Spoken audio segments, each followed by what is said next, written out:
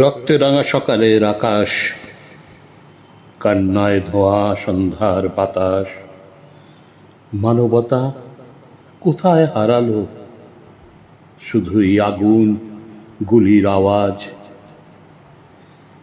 শিশুর মুখে আজ আর নেই হাসি, মায়ের চোখে শুধু ভাসে ভয়। পৃথিবী কেন এত নির্দয় হলো? ভালোবাসা কি আজ শুধুই এক প্রয়াস? ধর্মের নামে, জাতের নামে, বিভেদের খেলা রক্তের দামে।